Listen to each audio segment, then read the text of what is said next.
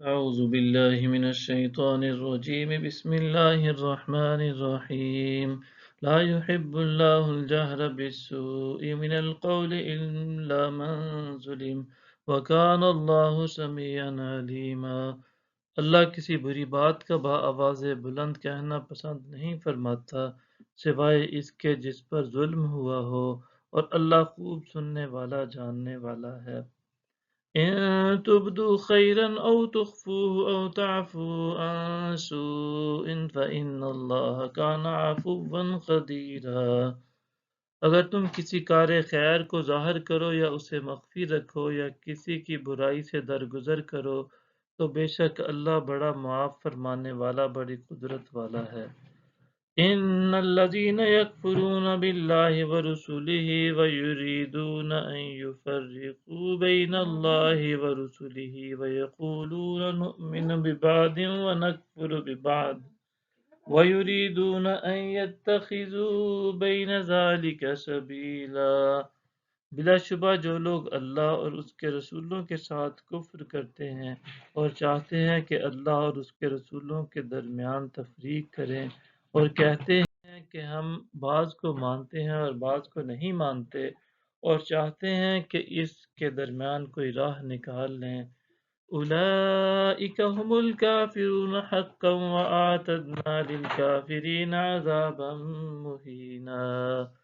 ایسے ہی لوگ در حقیقت کافر ہیں اور ہم نے کافروں کے لیے رسوا کن عذاب تیار کر رکھا ہے۔ والذین آمنوا باللہ ورسلہ ولم يفرقوا بین احد منہم اولئک سوف یؤتیہم اجورہم وکان اللہ غفورا رحیما۔ اور جو لوگ اللہ اور اس کے رسولوں پر ایمان لائے اور ان میں سے کسی کے درمیان فرق نہ کیا تو عنقریب وہ انہیں ان کے اجر عطا فرمائے گا، اور اللہ بڑا بخشنے والا نہایت مہربان ہے۔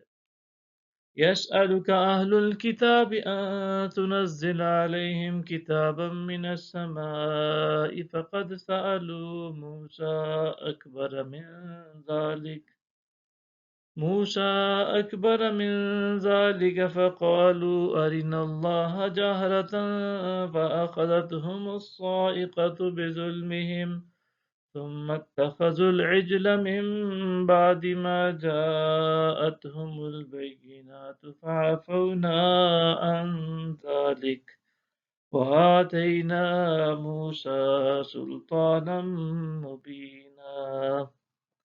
آپ سے اہل کتاب سوال کرتے ہیں کہ آپ ان پر آسمان سے کوئی کتاب اتار لائیں، تو وہ موسیٰ سے اس سے بھی بڑا سوال کر چکے ہیں۔ انہوں نے کہا تھا ہمیں اللہ کی ذات کھلم کھلا دکھا، پس ان کے ظلم کی وجہ سے انہیں آسمانی بجلی نے آ پکڑا، پھر انہوں نے بچھڑے کو اپنا معبود بنا لیا، اس کے بعد ان کے پاس واضح نشانیاں آ چکی تھیں، پھر ہم نے اس جرم سے بھی درگزر کیا اور ہم نے موسیٰ کو ان پر واضح غلبہ عطا فرمایا۔ صدق اللہ العظیم۔